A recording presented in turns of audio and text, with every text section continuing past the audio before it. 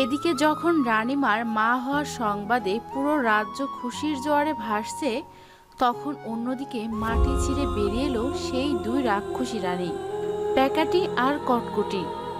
শুনছিস লামা, ওই ঝিনুকমালা নাকি এই রাজ্যকে বাঁচাবে। তো এত হাসি কিছে? 20 বছর আগের দৈববাণী ভুলে গেছো? না, আমি কিচ্ছু ভুলিনি। এত বছরের প্রতিশোধ নিতেই হবে। ওই ঝিনুকমালার জন্ম হতেই ওকে আমি মেরে ফেলবো। এরপর রাজার বজ্রমাণিকের মালা আমি চুরি করে নেব। কিন্তু ঝিনুকমালাকে কি করবে? মরবে, মরবে লা, ঝিনুকমালা মরবে। ওকে মারতেই হবে। ওকে মারার জন্যই আমরা ওই রাজ্যে যাব যে। তাদের এসব কথা শুনে সেখানে থাকা সব রাক্ষসরা খুশিতে হাসতে থাকে। অন্যদিকে কন্যা সন্তান আসার খবরে রানী তো ভীষণ খুশি। সে এই খুশিতে গুনগুনিয়ে গান গাইতে থাকে আর মনের অজান্তেই তার সন্তানের ছবি আঁকে। রানীমার মা হওয়ার সংবাদ শুনে তার দুই সৎ বোন হিংসা ও রাগে জ্বলে পুড়ে যেতে লাগলো। শোনো শোনো, শুনে আসলাম রাজার নাকি কন্যা সন্তান হবে। কি বলছো? এ নিশ্চয়ই ভুল খবর। রাজবৈদ্যের কাছ থেকে আমি নিজে কানে শুনে আসলাম। এ তুমি কি বলছো? ঠাকুরের কাছে এতদিন ধরে প্রার্থনা করা সবকিছু আমার বৃথা যাবে? এই এত বছর পর তুমি কি দুঃসংবাদ নিয়ে এলে বলো তো? তুমি কি মনে করছো আমি ওই সৎ বোনের কন্যাকে ধরে আদিক্ষেতা করব? কখনোই না, এসব আমার দ্বারা হবে না। তা বলে কি করে হবে? ওই ঘুটুক্রুনির মেয়ে, সে কিনা এদেশের রাজা হবে, আর তাও আবার সেটা আমায় মানতে হবে? আমি জানি ওই পোড়ামুখ বর্দিটা রাজামশাই ও রাজমাতার কাছে ভালো হওয়ার জন্য এসব বলছে। অত বড় বুকের পাটা হবে না। মিথ্যা কথা বললে আজ নয়তো কাল ধরা তো পড়বেই। এই খবর শুনে মহারাজ বিজয় তো অনেক খুশি। সে খুব আনন্দের সাথে তার রানীর সাথে দেখা করতে গেল। যখনই মহারাজ রানীমার রুমে গেল, রানীমা তো অনেক খুশি হলো। মহারাজ, ওঠো না রানী, রাজবৈদ্য তোমাকে সম্পূর্ণ বিশ্রাম নিতে বলেছে। আমি তোমাকে ধন্যবাদ জানাতে এলাম। ছি ছি মহারাজ, এ আপনি কি বলছেন? আজ আমি পৃথিবীর সবচেয়ে সুখী মানুষ রানী। কিন্তু মহারাজ, আমি যে আপনার মতো সুখী হতে পারছি না। আমার যে ভীষণ ভয় হচ্ছে, কারণ সুসংবাদের হাত ধরে যে দুঃসংবাদও এসেছে।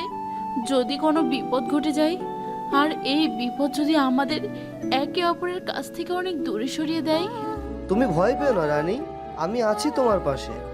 এ কথা বলে রাজা রানীকে আশ্বস্ত করে আর সেখান থেকে চলে যায়। এরপর প্রচণ্ড গতিতে ঝড় শুরু হয়ে যায়, আর রাক্ষসী রানী রাজবাড়ির দিকেই আসছিল। সে মাঝ রাস্তায় দাঁড়িয়ে জোরে জোরে হাসতে থাকে। এরপর সে এক সময় রাজবাড়ির সীমানায় পৌঁছে যায়।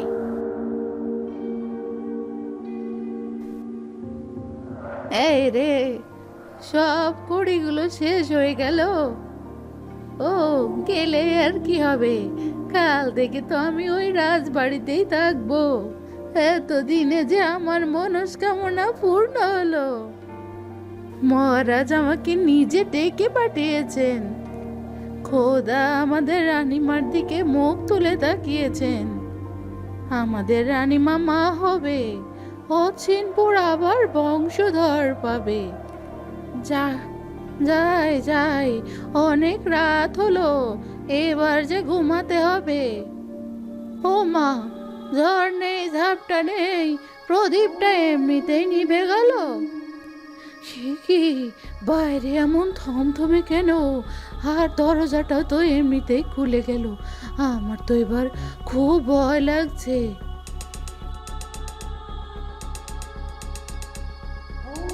এরপর বাইরে তাকাতেই বুড়ির চোখ কপালে উঠে গেল।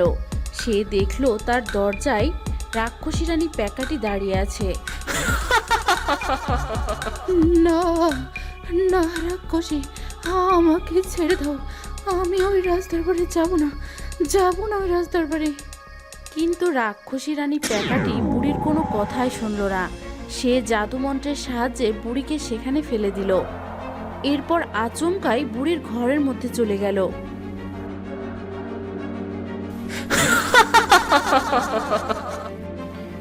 এই বুড়ি, তুই নাকি রাজবাড়ির দাইমা হবি? তোর এত বড় সাহস! তোর হাতেই নাকি রাজবংশের প্রদীপ জ্বলবে না। কিন্তু আমি বেঁচে থাকতে তা হবে না লা। না না, আমাকে ছেড়ে দাও, এবারের মতো মাফ করে দাও। আমি ওই রাজবাড়িতে আর যাব না। তোর নাকি দারুণ হাত যশ, কিন্তু তোর এই হাত যশে তো কোনো কাজে আসবে না লা। আমি তো তোকে রাজবাড়ি পর্যন্ত পৌঁছাতে দেব না। এই বলে রাক্ষসী রানী প্যাকাটি অনেক রেগে গিয়ে বুড়ির উপর জাদু নিক্ষেপ করে, আর বুড়ির সাথে সাথেই সেখানে মারা যায়। এরপর রাক্ষসী রানী প্যাকাটি বাইরে বেরিয়ে আসে এবং তার দু চোখ লাল করে বুড়ির কুঁড়ে ঘরে আগুন লাগিয়ে দেয়। রাক্ষসী রানী প্যাকাটিকে এবার কে ঠেকাইলা?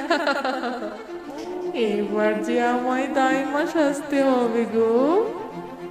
আমার যে এবার রানীমার সেবা করতে হবে। যাই যাই, অনেক দেরি হয়ে যাচ্ছে। যাই, এবার রাজবাড়ির দিকে যাই।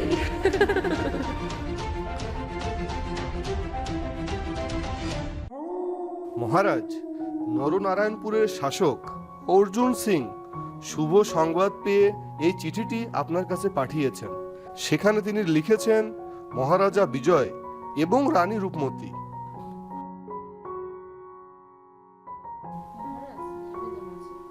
মহারাজ, নিবেদন আছে। বলো, কি বলতে চাও? রাজবাড়ির দাইমা আর নেই। সে কি? কি করে? মহারাজ, অভয় দিন তো বলি। বলুন, কি বলবেন? আমি রাজবাড়ির পুরনো দাইমার মায়ের পেটের বোন। প্যাকাটির এই দাইমা সেজে আসার বিষয়টা প্রাসাদের কেউই জানতো না। সবাই খুব কৌতূহলবশত তার কথা শুনতে এগিয়ে এলো। মহারাজ, আমার দিদির খুব কঠিন অসুখ করেছিল। সে বুঝতে পেরেছিল সে আর বেশি দিন বাঁচবে না। সে মারা যাবার আগে আমায় বলেছিল যে আমি যেন রাজবাড়ির রানীমার দায়ের কাজটা করি। মহারাজের বংশের প্রদীপকে আমি যেন আলোর মুখ দেখাই। বড় ভালো মানুষ ছিলেন। হ্যাঁ হ্যাঁ মহারাজ, আমার দিদি খুব ভালো মানুষ ছিলেন। মন্ত্রী, দাইমার উপযুক্ত সৎকারের ব্যবস্থা করুন। যথা আজ্ঞা মহারাজ। নতুন দাইমাকে অন্দরমহলে নিয়ে যাও। উনি আজ থেকে রানীমার দেখাশোনা করবে।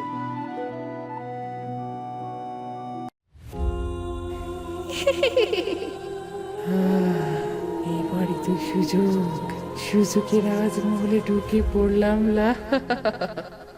এই খবর শুনে রাক্ষসী রানী প্যাকাটি সে তো আনন্দে উল্লাস করতে লাগলো। দেখ দেখ, আমার মায়ের লঙ্গখানা দেখ।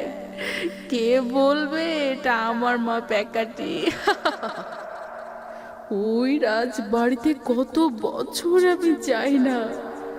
এখন মায়ের হাত ধরে ওই রাজবাড়িতে আমরা যাব সবাই।